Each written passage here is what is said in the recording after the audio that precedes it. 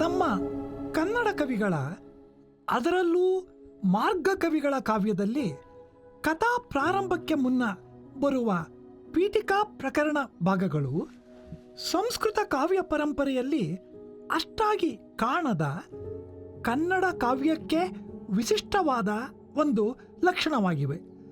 ಈ ಪೀಠಿಕಾ ಪ್ರಕರಣದಲ್ಲಿ ಮುಖ್ಯವಾಗಿ 5 ಅಂಶಗಳಿವೆ. 1.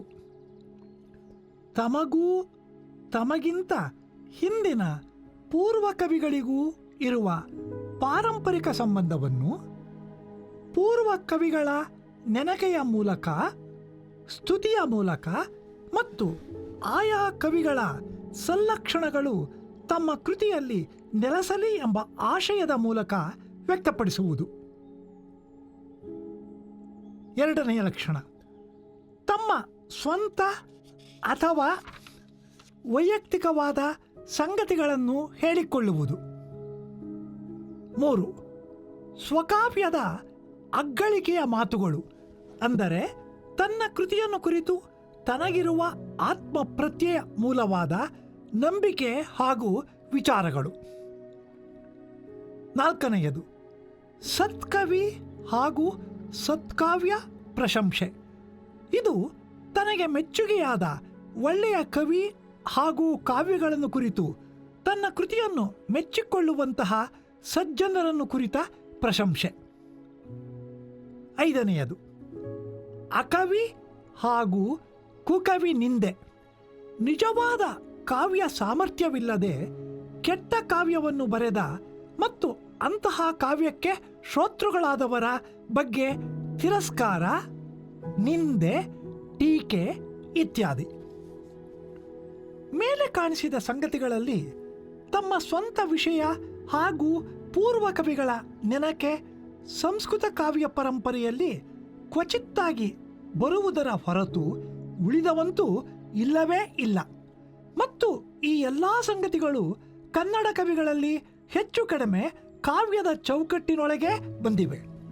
ಈ ಕುರಿತು ಈ ಬರಹದ ಮೊದಲ ಭಾಗದಲ್ಲಿ ಆಗಲೇ ಪ್ರಸ್ತಾಪಿಸಿರುವುದರಿಂದ ಇಲ್ಲಿ ಚರ್ಚಿಸಬೇಕೆಂದಿರುವುದು 5ನೆಯ ಅಂಶವಾದ ಅಸತ್ಕಾವ್ಯ ಹಾಗೂ ಅಕವಿ ಕುಕವಿ ನಿಂದೆಯ ಸಂಗತಿಗಳ ಕುರಿತು. ಅಂದಂದಿನ ಸಮಕಾಲೀನ ಸಾಹಿತ್ಯ ಸಂದರ್ಭವನ್ನು ಕಟ್ಟಿಕೊಡುವ ಈ ಕುಕವಿ ನಿಂದೆಯ ಚರ್ಚೆಗಳಂತೂ ಸಂಸ್ಕೃತದಲ್ಲಿ ಇಲ್ಲವೇ ಇಲ್ಲವೆಂದು ಹೇಳಬಹುದಾದ ಮತ್ತು ಜಿನಸೇನಾಚಾರ್ಯರ ಪೂರ್ವ ಪುರಾಣದಿಂದ ಸೂಚಿತವಾದ ಕಾವ್ಯ ಲಕ್ಷಣಗಳಾಗಿವೆ. ಜಿನಸೇನಾಚಾರ್ಯರ ಪೂರ್ವ ಪುರಾಣದ ಕಾವ್ಯ ಪ್ರಸ್ತಾವನೆಯಲ್ಲಿ ಕಾವ್ಯ ನಿರ್ಮಾಣ ಸಮರ್ಥರಲ್ಲದ ಅಕವಿಗಳನ್ನು ಕುರಿತು ಅವ್ಯುತ್ಪನ್ನರಾದ ಕೆಲವರು ಕವಿತೆಯನ್ನು ಮಾಡಲು ಪ್ರಯತ್ನಿಸಿ ಮಾತನಾಡಲು ಅಪೇಕ್ಷಿಸುವ ಮೂಗರಂತೆ ಹಾಸ್ಯಕ್ಕೆ ಪಾತ್ರರಾಗುತ್ತಾರೆ. ಬೇರೆಯವರ ಅಂಗಡಿಗಳಿಂದ ಬಟ್ಟೆಗಳನ್ನು ತಂದು ಇಟ್ಟುಕೊಂಡು ತಾವೂ ವರ್ತಕರೆಂದು ಹೇಳಿಕೊಳ್ಳುವಂತೆ ತಾವೂ ಕವಿಗಳೆಂದು ಹೇಳಿಕೊಳ್ಳುವ ಕೆಲವರು ಅವರಿವರ ಕವಿತೆಯಿಂದ ಸ್ವಲ್ಪ ತಂದು ಬೇರೆ ತಾತ್ಪರ್ಯವನ್ನು ಕಲ್ಪಿಸುತ್ತಾರೆ. ವ್ಯಾಪಾರಿಗಳು ಮಾರಾಟಕ್ಕೆ ಸಾಮಾನು ತಂದು ಅದಕ್ಕೆ ಸದೃಶವಾದ ಬೇರೆ ಪದಾರ್ಥಗಳನ್ನು ಬೆರೆಸಿ ರೂಪಾಂತರ ಮಾಡುವಂತೆ ಬೇರೆಯವರ ಅರ್ಥಗಳನ್ನು, ಶಬ್ದಗಳನ್ನು ಬದಲಾಯಿಸಿ ಕಾವ್ಯಾರ್ಥಗಳನ್ನು ಪ್ರಸಿದ್ಧಪಡಿಸುತ್ತಾರೆ. ಕೆಲವರು ಕಾವ್ಯವನ್ನು ಪ್ರಾರಂಭಿಸಿ ನಿರ್ವಹಿಸಲು ಅಸಮರ್ಥರಾಗಿ ರೈತನು ಕಂದಾಯವನ್ನು ಕಟ್ಟಲೂ ಆಗದೆ ದುಃಖಪಡುವಂತೆ ದುಃಖಪಡುತ್ತಾರೆ.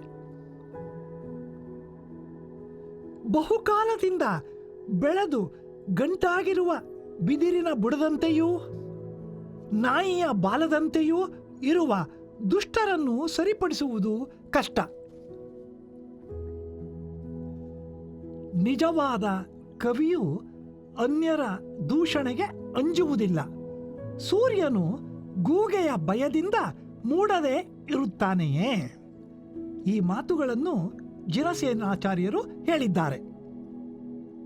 ಈ ಕೆಲವು ಮಾತುಗಳೇ ನಮ್ಮ ಕವಿಗಳ ಕುಕವಿನಿಂದೆಯ ವಿಸ್ತಾರವಾದ ಪ್ರಸ್ತಾಪಕ್ಕೆ ಪೀಠಿಕೆಗಳಾಗಿ ಪರಿಣಮಿಸಿವೆ. ಕನ್ನಡಿಗರೇ ಆದ ಜಿನಸೇನಾಚಾರ್ಯರು ತಮ್ಮ ಸಂಸ್ಕೃತ ಪುರಾಣದ ಮೂಲಕ ಹಿಂದಿನ ಸಂಸ್ಕೃತ ಕಾವ್ಯ ಪರಂಪರೆಯಲ್ಲಿ ಇಲ್ಲದ ಮತ್ತು ಮುಂದಿನ ಕನ್ನಡ ಕವಿಗಳಿಗೆ ಮಾರ್ಗದರ್ಶಕವಾದ ಸೂಚನೆಗಳನ್ನು ಕೊಟ್ಟಿದ್ದಾರೆ. ಇದರಿಂದ ಕನ್ನಡ ಕಾವ್ಯಗಳ ಒಳಗೆ ಕಾವ್ಯದ ಒಂದು ಭಾಗವಾಗಿ ಒಂದು ಬಗೆಯ ಕಾವ್ಯ ಚರ್ಚೆ ಉದ್ದಕ್ಕೂ ಬೆಳೆದು ಬರುವಂತಾಯಿತು. ಜಿನಸೇನಾಚಾರ್ಯರ ಪೂರ್ವ ಪುರಾಣವನ್ನು ಶಾಂತಿರಾಜ ಶಾಸ್ತ್ರಿಗಳು ಅನುವಾದ ಮಾಡಿದ್ದಾರೆ. ಕುಕವಿನಿಂದೆ ಹಾಗೂ ಅಕಾವ್ಯವನ್ನು ಕುರಿತ ಚರ್ಚೆಯಲ್ಲಿ ಸ್ವಕಾವ್ಯ ಮತ್ತು ಸತ್ಕಾವ್ಯ ಎರಡನ್ನೂ ನಮ್ಮ ಕವಿಗಳು ಸಮಾನಾರ್ಥಕವಾಗಿಯೇ ಬಳಸುವಂತೆ ತೋರುತ್ತದೆ. ತಾನು ಬರೆದ ಕಾವ್ಯ ಒಳ್ಳೆಯ ಕಾವ್ಯವಲ್ಲವೆಂದು ಯಾವ ಕಾಲದ ಕವಿ ತಾನೇ ಹೇಳಿಕೊಂಡಾನು? ಆದ ಕಾರಣ ತಮ್ಮ ಕಾವ್ಯಕ್ಕೆ ಅಥವಾ ಸತ್ಕಾವ್ಯಕ್ಕೆ ಸುಮುಖರಲ್ಲದವರೆಲ್ಲರೂ ಕುಜನರೇ, ಕಳರೆ ಆಗಿ ಕಾಣುವುದು ಆಶ್ಚರ್ಯವಲ್ಲ. ಹಾಗೆ ತಮ್ಮ ಕಾವ್ಯವನ್ನು ಮೆಚ್ಚುವವರು ಸಜ್ಜನರು. ಈ ನಮ್ಮ ಕವಿಗಳಿಗೆ ಸಜ್ಜನರ ಮೆಚ್ಚುಗೆ ಎಷ್ಟು ಪ್ರಿಯವಾಗಿತ್ತೋ ತಮ್ಮ ಕಾವ್ಯವನ್ನು ಆಧರಿಸದ ಕುಜನರ ಬಗ್ಗೆ ಅಷ್ಟೇ ತಿರಸ್ಕಾರ. ಈ ಕುಜನ ಹಾಗೂ ಸುಜನರನ್ನು ಸೂಚಿಸುವ ಕನ್ನಡ ಕವಿಗಳ ಪ್ರತೀಕಗಳೆಲ್ಲವೂ ಹೆಚ್ಚು ಕಡಿಮೆ ಒಂದು ಸಂಪ್ರದಾಯವೆಂಬಂತೆ ಪುನರಾವರ್ತಿತವಾಗಿವೆ. ಪರಿಣತರು ಎನಿಸುವ ನಿರ್ಮತ್ಸರರನ್ನು ಮೆಚ್ಚಿಸುವುದು ಕಷ್ಟವಲ್ಲ. ಆದರೆ ಅಸೂಯ ಸದನರಾದ ಮಾತ್ಸರ್ಯದಿಂದ ಕೂಡಿದ ಜಡರನ್ನು ಮೆಚ್ಚಿಸುವುದು ಕಷ್ಟ ಎಂಬುದು ಕವಿಗಳ ಕೊರಗು.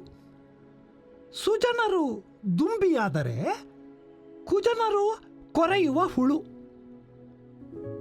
ಸುಜನರು ರವಿಯಾದರೆ ಕುಜನರು ಗೂಗೆ.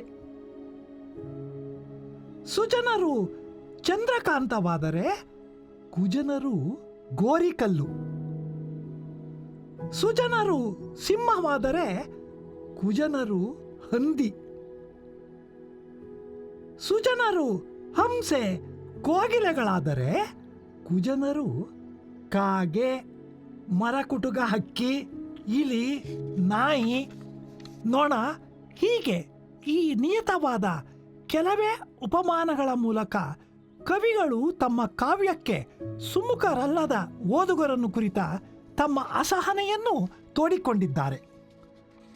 ಸೂಕ್ತಿ ಸುಧಾರಣವದಲ್ಲಿ ಕಾವ್ಯಕ್ಕೆ ಯಾರು ಶ್ರೋತೃಗಳಲ್ಲ ಎಂಬುದನ್ನು ಕುರಿತು ಹೇಳುವ ಪದ್ಯವೊಂದು ಹೀಗಿದೆ. ಅಲಸಂ ಶಾಂತನ್ ಜಡನ್ ದುರ್ಮತಿ ಮತಿವಿಕಳಂ ಮತ್ಸರನ್ ಭೋಗಿ ರುಕ್ತಂಚಲನ್ ಅನ್ಯಾಸಕ್ತನ್ ಅಪ್ರಸ್ತುತಮತಿ ವಿರತನ್ ನೀರಸನ್ ಛಾಂದಸನ್ ವಾಕಲಿ ಬಾಲನ್ ವೃದ್ಧಜೀರ್ಣನ್ ಸಮದನ್ ಅಧಿಕ ಸ್ತೋತ್ರಶೀಲನ್ ಕಥಾ ವ್ಯಾಕುಲನ್ ಉಗ್ರನ್ ಲೋಕಮೂಢನ್ ಸಮಯ ವಿರಹಿತನ್ ಕಾವ್ಯದೋಳ್ ಶ್ರೋತೃವಲ್ಲಂ. ಈ ಕೆಟ್ಟ ಓದುಗರು ಮುಖ್ಯವಾಗಿ ಅರಸಿಕರು, ಬುಧಾಭಾಸರು, ಶುಷ್ಕ ವೈಯಾಕರಣಿಗಳು, ಶುಷ್ಕ ತಾರ್ಕಿಕರು, ಬೆಳ್ಳಕ್ಕರಿಗರು. ಇವರಿಗೆ ಕಾವ್ಯವನ್ನು ಹೇಗೆ ಓದಬೇಕು, ಅದರಲ್ಲಿ ಗ್ರಹಿಸಬೇಕಾದುದೇನು ಎಂಬುದು ತಿಳಿಯದು. ಕೆನೆಹಾಲನ್ನು ಕಡೆದು ನವನೀತವನ್ನು ತೆಗೆದು ಬಾಯಿಗೆ ರುಚಿಯಾಗುವಂತೆ ಸವಿಯದೆ ಅದರೊಳಗೆ ಹುಳಿ ಹಿಂಡಿ ಕೆಡಿಸುವ ಜನ ಇವರು ಎನ್ನುತ್ತಾನೆ ಲಕ್ಷ್ಮೀಶ. ಎಡೆವಾಯ್ದು ಬಂದ ತಪ್ಪನ್ನೇ ಹಿಡಿದು ಕಾವ್ಯದಲ್ಲಿ ಕಡೆತನಕ ಬಂದ ಲೇಸನ್ನು ಕಾಣದವರು ಇವರು ಎನ್ನುತ್ತಾನೆ ರಾಘವಾಂಕ. ಹೀಗಾಗಿ ಸಾರಣೆಯಂತಿರೆ ಕಸಮನೆ ಪಿಡಿವರ್ ಕೆಲಬರ್ ಮಹಾಪುರುಷರ್ಕಲ್, ಜರಡಿಯ ಹಾಗೆ ಕಸವನ್ನೇ ಹಿಡಿಯುವವರು ಇವರು ಎನ್ನುತ್ತಾನೆ ರನ್ನ. ಇಂತಹವರು ಕಾವ್ಯ ಕ್ಷೇತ್ರದ ತುಂಬ ಕಳೆಯಂತೆ ಬೆಳೆದುಕೊಂಡಿದ್ದಾರೆ. ಇಂತಹ ಕಸಮಂ ಕಿಳ್ತಸಲ್ಲದೆ ಹೊಸ ಸಸಿಗಳು ಕೈಕೊಳ್ಳವು ತಮ್ಮ ಸುತ್ತ ಇರುವ ಕಾವ್ಯವನ್ನು ಟೀಕಿಸುವುದಲ್ಲದೆ ಬೇರೆಯ ಕೆಲಸವೇ ಇವರಿಗಿಲ್ಲ. ಈ ದುರ್ಜನ ಪರಮೇಶ್ವರರಿಗೆ ಕಾವ್ಯ ಮುಖದಲ್ಲಿ ಕವಿಗಳು ಅರ್ಘ್ಯವೆತ್ತುತ್ತಾರೆ. ಇಂತಹ ಪರಿಸರದ ಮಧ್ಯೆ ರಸವತ್ ಕೃತಿಯಂ ಕವಿ ಪೇಳ್ಗೆ ದುರ್ಜನಂ ಪಳಿಯುತ್ತಂ ಇರ್ಕೆ ಬಾಳ್ವ ಮನೆಗೊಂದು ಬೊಗುಳ್ವುದು ವೇಳ್ಕೊಂ ಎನ್ನಿರೇ. ಕವಿ ತನ್ನ ಕಾವ್ಯವನ್ನು ಬರೆಯುತ್ತಲೇ ಹೋಗಲಿ, ಅದನ್ನು ಮೆಚ್ಚಲಾರದವರು ಹೊಳೆಯುತ್ತಲೇ ಹೋಗಲಿ, ಬಾಳುವ ಮನೆಗೊಂದು ಸದಾ ಬೊಗಳುವುದೊಂದು ಬೇಕಲ್ಲವೇ ಎನ್ನುತ್ತಾನೆ ಜನ್ನ. ಸ್ವಾರಸ್ಯವೆಂದರೆ ಇಂತಹ ಪ್ರತಿಕ್ರಿಯೆಯ ಬೇಸತ್ತು ತಮ್ಮ ಕೃತಿಗಳನ್ನು ನಿಜವಾದ ಕವಿಗಳಲ್ಲದವರು ಹೇಗೆ ಅರ್ಥ ಮಾಡಿಕೊಂಡಾರು ಎಂಬ ಪ್ರಶ್ನೆಯ ಮೂಲಕ ಕವಿಗಳು ಮಾತ್ರ ನಿಜವಾದ ಓದುಗರಾಗಬಲ್ಲರೆಂದು ಭಾವಿಸಿದಂತೆ ತೋರುತ್ತದೆ. ಸ್ತ್ರೀ ರಹಸ್ಯವನ್ನು ವಿಟ, ಕವಿತಾರಸವನ್ನು ಕವಿ ಅರಿಯುತ್ತಾನೆ ಎಂದು ಪಂಪನು,